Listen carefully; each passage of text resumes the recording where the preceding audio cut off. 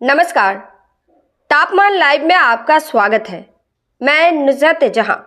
दिवंगत लोजपा सुप्रीमो रामविलास पासवान की राजनीतिक विरासत का विवाद फिर सुर्खियों में है। केंद्रीय मंत्री जीतन राम मांझी ने पूर्व केंद्रीय मंत्री पशुपति कुमार पारस को उनका वास्तविक उत्तराधिकारी बता इसे नए सिरे से सुलगा दिया है। भारतीय परंपरा में उत्तराधिकार पुत्र को मिलता है। रामविलास पासवान का उत्तराधिकार चिराग पासवान को मिला। इस पर विवाद की गुंजाइश नहीं बनती है, परंतु पशुपति कुमार पारस का रामविलास पासवान के प्रति भरत सरीखा जो समर्पण और निष्ठा थी, पार्टी और परिवार में उसके अनुरूप महत्व मिलना चाहिए था। वैसा मिला क्या? जीतन राम मांझी ने मूलतः इसी मुद्दे को उठाया है। पासवान परिवार, चिराग पासवान और पशुपति कुमार पारस की कथा बहुत लंबी है। इसमें कई प्रसंग हैं।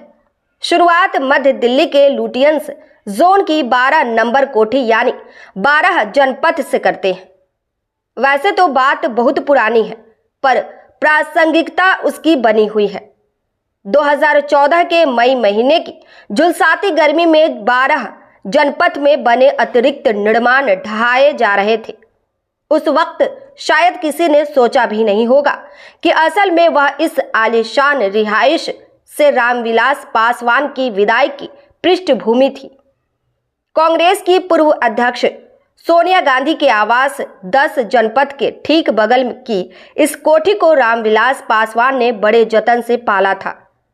लगाव ऐसा कि 2009 के संसदीय चुनाव में हार के बाद जब वह किसी सदन के सदस्य नहीं रह गए थे, इस बंगले को सरकारी दर पर भारी किराया देकर बचाए रखा था। 2014 में उनके परिवार में 4 सांसद थे। नई दिल्ली सहित कई शहरों में मकान थे, लेकिन 12 जनपथ वाली कोठी में वह शरीर के रहने के बावजूद मन से नहीं रह रहे थे, क्योंकि बहुत पहले से ही इस परिसर में रामविलास पासवान के बदले उनके इकलौते पुत्र चिराग पासवान का शासन चलने लग गया था। ऐसा स्वाभाविक भी था। चिराग पासवान कानूनी तरीके से लोजपा का राष्ट्रीय अध्यक्ष बन गए थे। इसकी तैयारी पहले से चल रही थी। इस रूप में पशुपति कुमार पारस को पहला सदमा मिला, लेकिन बड़े भाई के प्रति अगाध श्रद्धा ही थी कि आह नहीं निकली।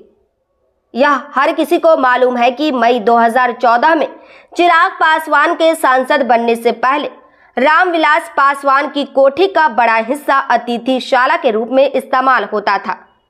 इलाज, नौकरी की पैरवी, दिल्ली के विश्वविद्यालयों के कॉलेजों में दाखिला या किसी और काम से दिल्ली गए राज्य के आम लोग बिना किसी पूछताछ के वहां जा सकते थे, रात में ठहर सकते थे और रामविलास पासवान के बड़े संपर्कों का लाभ उठाकर अपना काम करा सकते थे। चिराग पासवान ने सबसे पहले 12 जनपथ के अतिरिक्त निर्माण को ध्वस्त कराया। लोगों को इससे तकलीफ हुई। उन्होंने रामविलास पासवान से शिकायत की। बड़ी ही मासूमियत से उन्होंने बेटे का बचाव किया। लुटियंस जोन के बंगले में अतिरिक्त निर्माण को नहीं रखा जा सकता है, इसलिए इन्हें तोड़ दिया गया है। विडंबना देखिए। अपनी पीड़ा का यह कहकर वह इजहार नहीं कर सके कि इस घर में कुछ दिनों बाद वह भी अतिथि बन जाएंगे। राजनीति ने महसूस किया कि 5 साल बाद यानी 2019 के संसदीय चुनाव के बाद जतन से बचाए गए 12 जनपथ में वह सचमुच अतिथि की गति को प्राप्त हो गए।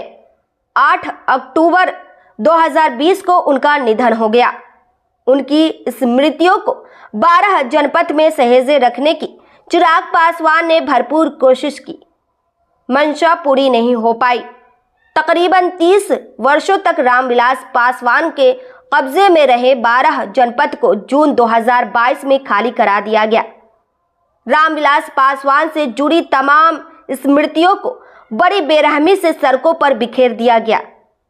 कारण जो रहा हो, सामान्य धारणा यही बनी कि बिहार विधानसभा के 2020 के चुनाव में चिराग पासवान के एनडीए से अलग चुनाव लड़ने की यह परिणति थी। 12 जनपथ में अब पूर्व राष्ट्रपति रामनाथ कोविंद रह रहे हैं। इस प्रस्तुति में बस इतना ही। फिर मिलते हैं ऐसी ही दूसरी किसी खास खबर के साथ। वरिष्ठ पत्रकार विकास कुमार की यह प्रस्तुति पसंद आई हो तो अपनी प्रतिक्रिया जरूर दीजिएगा। तापमान लाइव चैनल को देखिए, शेयर कीजिए, लाइक कीजिए और सब्सक्राइब अवश्य कीजिए। धन्यवाद।